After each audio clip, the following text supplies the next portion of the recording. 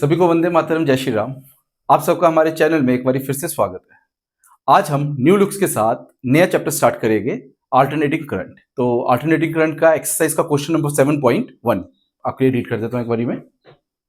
Question number 7.1, a 100 ohm resistor is connected to 220 volt 50 hertz AC supply। ठीक है, given data है ये आपको। A part, what is the RMS value of current in the circuit? B part, what is the net power consumed over the full cycle? चलो question में क्या क्या data हमें गिवन है एक बार हम वो लिख लेते हैं।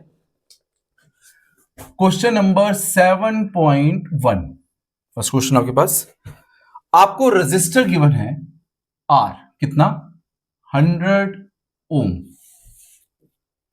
वोल्टेज आपको गिवन है V 220 वोल्ट और फ्रीक्वेंसी आपको दी है जिसको न्यू से रिप्रेजेंट कर रहे हैं हम 50 हर्ट्ज।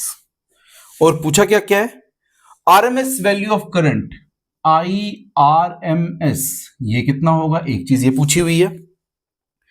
और पावर ओवर ए कंप्लीट साइकिल, पावर पूछी हुई है कितनी होगी। तो ये सारी चीजें हमें दी हुई है, गिवन है। एक बार हम समझ लेते हैं कि क्वेश्चन में क्या क्या चीजें है और कैसे कैसे हमने उसको रिप्रेजेंट करना है। ठीक है, ध्यान रखिएगा, अल्टरनेटिंग करंट जो चैप्टर है उसका डीसी के साथ रिलेशन नहीं रहेगा। ठीक है, क्योंकि यहाँ पे अलग अलग टर्म्स है, क्या है इसको समझते हैं। हमारे पास जो सर्किट गिवन है वो सर्किट इस तरीके से है कि आपके पास एक रेजिस्टर कनेक्टेड है और उस रेजिस्टर के साथ एक एसी सोर्स कनेक्टेड है।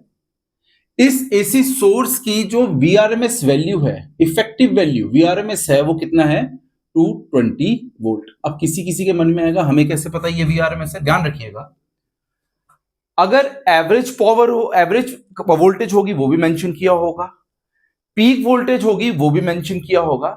अगर कुछ मेंशन नहीं किया हुआ तो वो RMS वोल्टेज ही है, कुछ मेंशन नहीं किया हुआ तो वो RMS करंट ही है।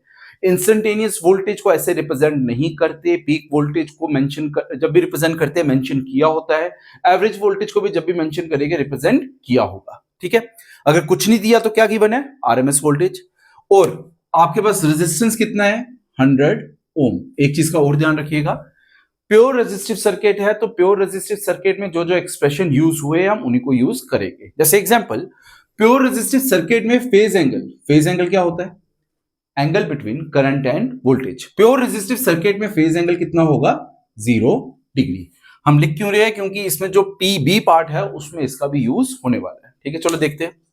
वो कह रहा है IRMS की वैल्यू निकालो। तो हमारे पास बेसिक रिलेशन है VRMS is equal to IRMS into R। V is equal to IR, तो हमने RMS की टर्म में रिप्रेजेंट कर दिया। अगर इसी चीज को पीक वोल्टेज के टर्म में रिप्रेजेंट करना हो तो VM is equal to IM into R, peak की टर्म में भी रिप्रेजेंट कर सकते हैं। इसी चीज को इंस्टेंटेनियस फॉर्म में रिप्रेजेंट करना है तो VI instantaneous is equal to I instantaneous into R। ठीक है, तो जो गिवन है वो ये पार्ट है। हमें VRMS गिवन है, कितना है VRMS हमारे पास 220 वोल्ट। IRMS कितना है निकालना है IRMS, और R की वैल्यू कितनी दी हुई है आपके पास 100 वोल्ट। कैलकुलेशन इजी है, तो IRMS आपके पास कितना होने वाला है, ये 0 से 0 वाला पार्ट कट गया, ये क्या बच गया आपके पास 22/10 which is equal to 2.2 ampere. ये आपके पास इसका जो पहला पार्ट था कि IRMS की क्या वैल्यू रहने वाली है वो पार्ट हमारा निकल गया। ठीक है, अब सेकंड पार्ट में क्या पूछ रहा है, वो सेकंड पार्ट में पूछ रहा है कि कंप्लीट साइकिल में एक पावर कंजम्पशन क्या होगी। ठीक है, तो पावर के लिए जो एक्सप्रेशन है वो ध्यान रखना, P is equal to VRMS into IRMS into cos of phi. Power का एग्जैक्ट फॉर्मूला ये है जो बार बार यूज होगा। ठीक है, चाहे आप प्योर रेजिस्टिव सर्किट लो, इंडक्टिव सर्किट लो, या कैपेसिटिव सर्किट लो, या फिर मिक्स सर्किट ले लो, RLC RC RL, कोई भी सर्किट ले लो। ठीक है, अब हमने इनिशियली बात की थी कि प्योर रेजिस्टिव सर्किट में VRMS की वैल्यू, VRMS और IRMS में एंगल कितना होता है 0 डिग्री।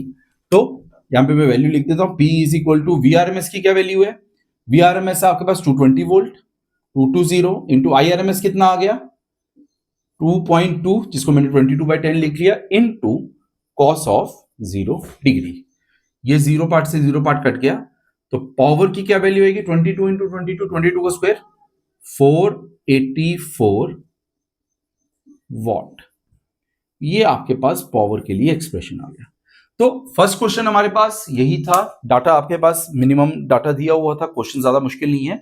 बट एक चीज जरूर ध्यान रखिएगा, एसी के जब भी आप क्वेश्चंस करो, आपके पास क्या क्या एक्सप्रेशन यूज हो रहा है, कौन सा सर्किट है, अकॉर्डिंगली उसकी अकॉर्डिंगली फॉर्मूलेस को यूज कीजिएगा। ठीक है, तो ये हमारे पास क्वेश्चन नंबर 7.1। नेक्स्ट वीडियो के लिए प्लीज ट्यून रहिएगा, हम 7.2 क्वेश्चन की बात करेंगे। तब तक के लिए वंदे मातरम, जय श्री राम।